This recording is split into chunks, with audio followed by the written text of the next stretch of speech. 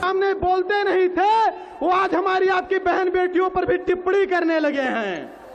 आज आप देख रहे हैं कि जो लोग कभी हमारे सामने बोलते नहीं थे वो हमारी बहन बेटियों पर टिप्पणी करने लगे हैं, हमारे समाज पर टिप्पणी करने लगे हैं। तो कल्पना करिए कि अगर आज आशुतोष जी का जो प्रयास है और हम संगठित नहीं हुए तो आने वाले समय में अपना अस्तित्व नहीं बचा पाएंगे, आने वाले समय में अपना अस्तित्व नहीं बचा पाएंगे। हमेशा यह बात याद रखना चाहिए कि जब जब हम बटे हैं तब तब हम कटे हैं। अब बटने का समय नहीं है, एक होकर के लड़ने का समय है। आशुतोष जी काफी दिनों से सौरों की लड़ाई लड़ रहे हैं, हम भी सौरों की लड़ाई लड़ रहे हैं। मैं एक बात बताना चाहता हूं, आज जो समाज की स्थिति है, आप कल्पना करिए कि इससे पहले समाज की क्या स्थिति थी, और कल्पना करिए कि अगर आप संगठित नहीं हुए तो आने वाले समय में क्या स्थिति होगी। और ब्राह्मण भूमिहार वीरों की जाति है, ब्राह्मण भूमिहार वीरों की जाति है। हम हमेशा हम लोगों को जातवादी बताते हैं। हम एक बात बताएं, हम लोग कभी जातवादी नहीं थे, जातवादी हैं। तो हमेशा सर्वे भवन्तु सुखिना और सर्वे सन्तु निरामया की बात की है। हमने तो हमेशा वसुधैव कुटुंबकम की बात की है। लेकिन जब बात आज अस्तित्व पर आई है तो भगवान परशुराम के पद चिन्हों पर चलकर फरसा उठाने का प्रयास है हम लोगों का। अब क्योंकि कहा गया है कि जिस देश जात में जन्म लिया बलिदान उसी पर हो जावे। देश के लिए बलिदान दे करके हमने देश को बचाया, अब जात के लिए कुछ करने का समय है तो हम पीछे कैसे हट जाएं भाई। आज जात के लिए करने का कुछ समय है तो पीछे कैसे हट जाएं। और एक बात इस मंच से कहना चाहता हूं, हमसे बड़ा राष्ट्रवादी और हमसे बड़ा सनातनी कोई नहीं है।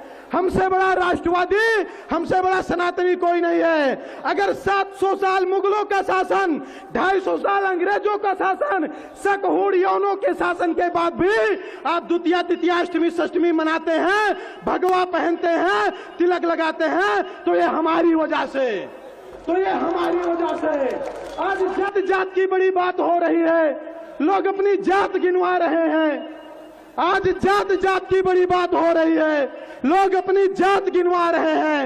एक बात बता दे भैया, हमारे पूर्वजों ने कभी जात गिनवाने की बात नहीं की। उन्होंने अपनी जनसंख्या, अपनी जाति, अपनी गर्दने सब कुछ देश और धर्म के लिए समर्पित कर दिया। अगर वो ये सोचते कि नहीं हमको जात ही बचाना है तो मैं चैलेंज के साथ कहता हूं कि हमारी जाति से ज्यादा किसी की संख्या ही ना होती, हमारी जाति से ज्यादा किसी की संख्या ही ना होती। लेकिन हमने कभी जात के बारे में नहीं सोचा, हमने हमेशा राष्ट्र के बारे में सोचा, हमने हमेशा धर्म के बारे में सोचा, हमने हमेशा मानवता के बारे में सोचा। हम हमेशा कहते हैं विश्व का कल्याण हो, प्राणियों में सद्भावना हो। हम कभी जातियों में सद्भावना की बात नहीं करते, हम कभी ब्राह्मण और भूमिहार के कल्याण की बात नहीं करते, विश्व के कल्याण की बात करते हैं। तो ये जात की बात खत्म होनी चाहिए। एक बड़े दुर्भाग्य की बात है, एक बड़े देश जब से आजाद हुआ इस देश के नेताओं ने क्या कहा कि हम जात-विहीन समाज की स्थापना करेंगे। इस देश के नेताओं ने क्या कहा कि हम जात विहीन समाज की स्थापना करेंगे, हम समरसता स्थापित करेंगे।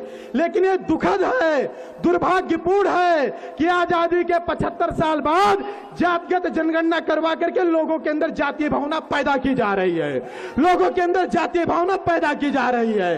लोग समरसता की बात करते हैं, हम तो समरसता के नाम पर आते। अगर संख्या ही सब कुछ होती तो 80,000 मुगलों के सामने 8,000 राजपूत ना लड़ पाते।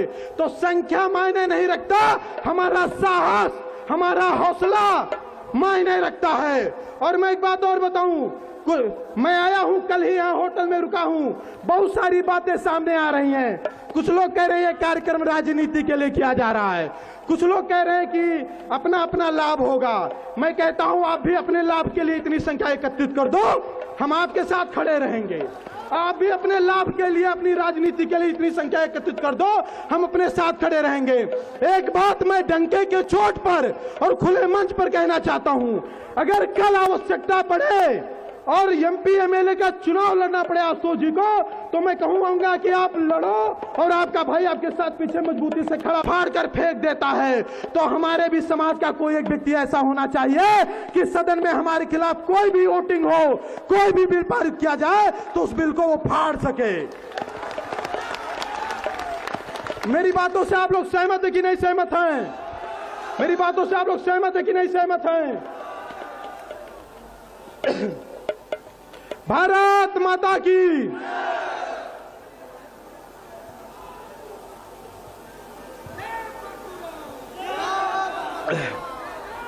मैं बताना चाहूंगा आप लोगों को, मैं बहराइच की धरती से आया हूं।